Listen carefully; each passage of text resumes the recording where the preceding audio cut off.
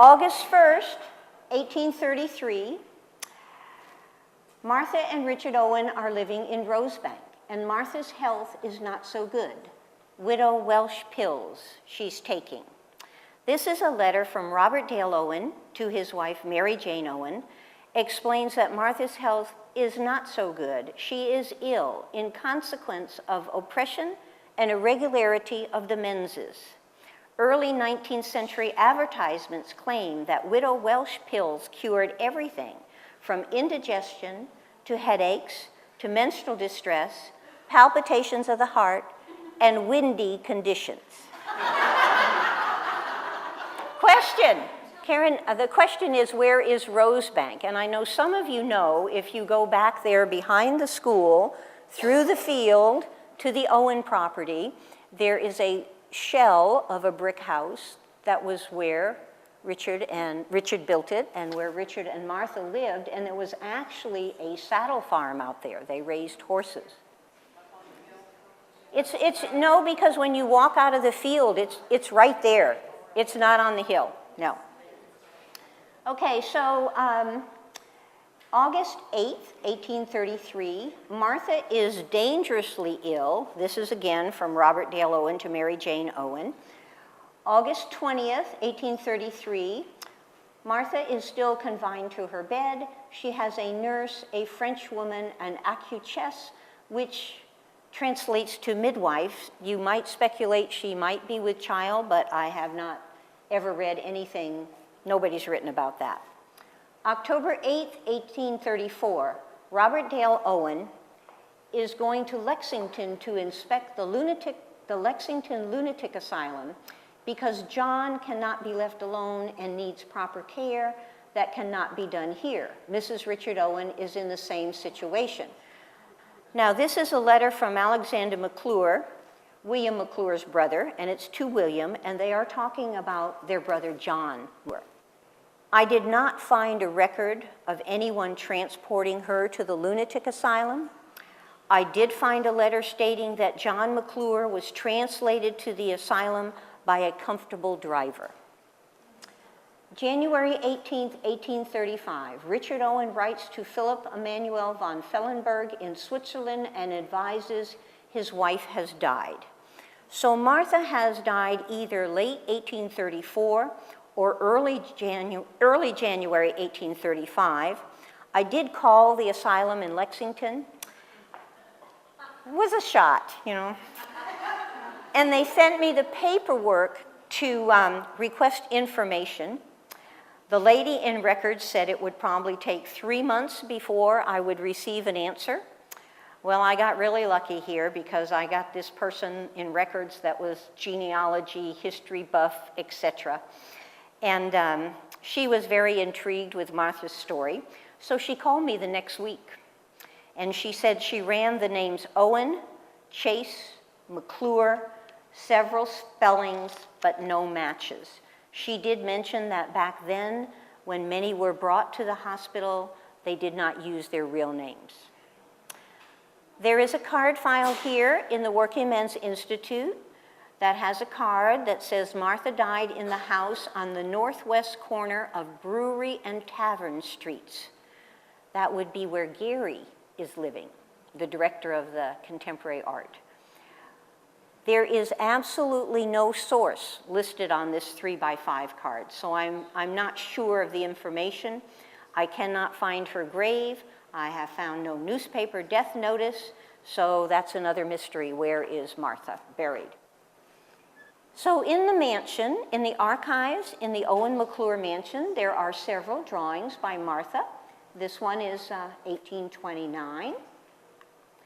This one of the leaves reminds me of the hugging trees. Remember the hugging trees? Now, Mary Q. Burnett, the author of Art and Artists of Indiana, published in 1921, lists only 2 women artists in New Harmony in that chapter, Mrs. Thomas Say and Mrs. Thomas Chase. I call this Martha's butterfly. It looks like the Fairy Queen on top, and I really believe Martha would have been reading Edmund Spenser's Fate of the Butterfly. My favorite, the greyhounds. This one is signed by M. Owen on the dog's neck. You can't see it. It's very hard for me to even see it on the computer. And I think Jody's here. Remember, Jody, the only way we found it was we had to hold it up to the light and find it. So this one would have been done after she married Richard Owen. Here's one more by Martha, 1829. But also in the mansion is her music book, Mrs. T.G. Chase, 1826. There's also a pattern book, but in the music book, I just scanned one slide in, and it's all hand done. I showed about 12 pages to a very enthralled Christopher Layer when he looked at it. The pattern book holds many drawings, including one labeled Princess Charlotte's Gown. This was the easy find. Princess Charlotte of Wales married Prince Leopold of Saxe-Coburg, May 2nd, 1816, at Carlton House in London.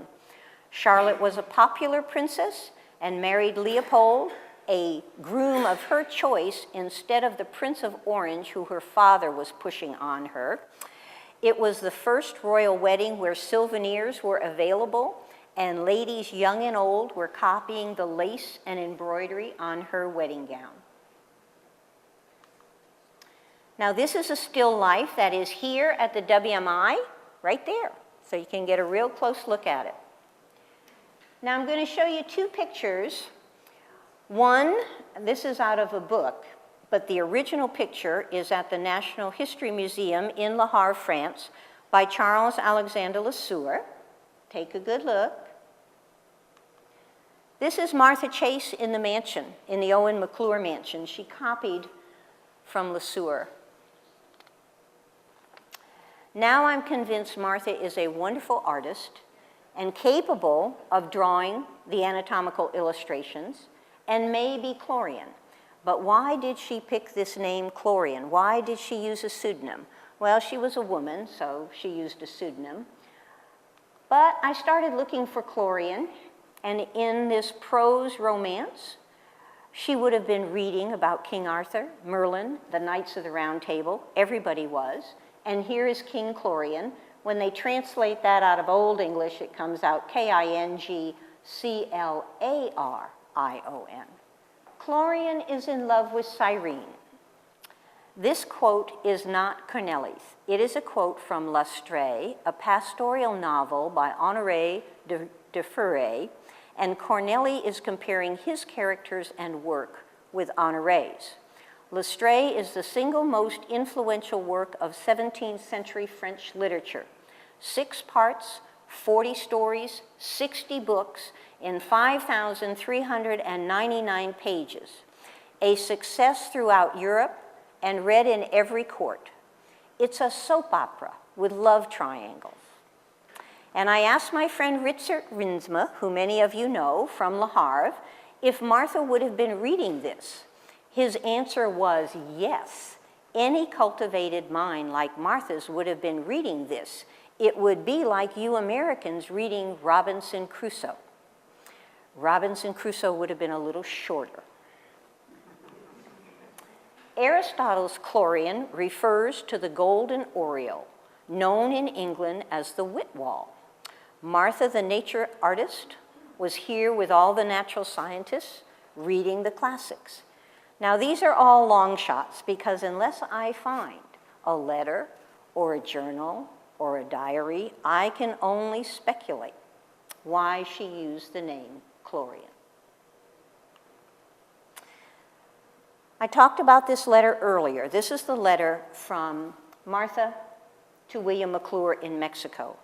So my next step is to prove that the handwriting on the anatomical sketches belongs to Martha. So I need a document examiner. And I asked Jennifer Green at the University of Southern Indiana, who is the librarian and takes care of the archives, if she knew any, and she gave me 3 names.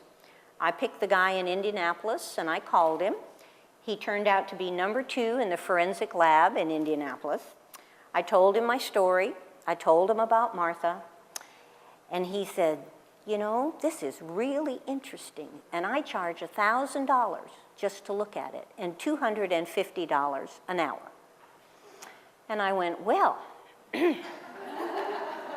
might have to do some grant writing to be able to afford you. And we talked a little bit more, and I must have played a good card because he said, I tell you what, Linda, he said, you send me your stuff.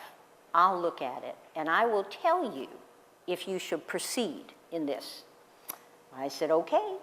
So I picked the top 4 men I thought it might be and the top 4 women, and I sent him handwriting samples of Robert Dale Owen, David Dale Owen, Richard Owen, and Charles Alexander LeSueur.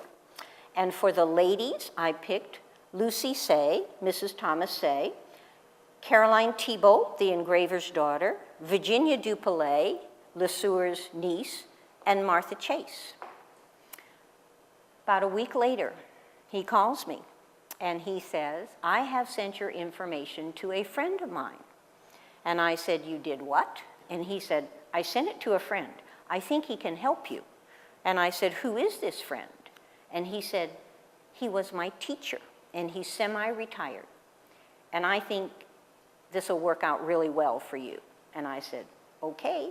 And I said, how do I reach him? And he said, well, right now he is in Dubai teaching document examination, and he'll be home soon, and I've sent the packet to his house, and you can email him, and he will call you.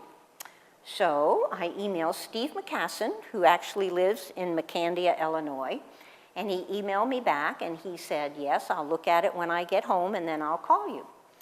So about a week later, Steve gives me a call, and he says, Linda, I need to see one letter. I need to see it. And I said, which letter would that be? And he said, Martha Chase. And I went, I knew it, I knew it, I knew it. Had to be Martha. So Steve arrives at the WMI. His inspection takes about a half an hour with very interesting magnification equipment. Then he says, we need to write an article. You write about your research, and I'll write about the handwriting.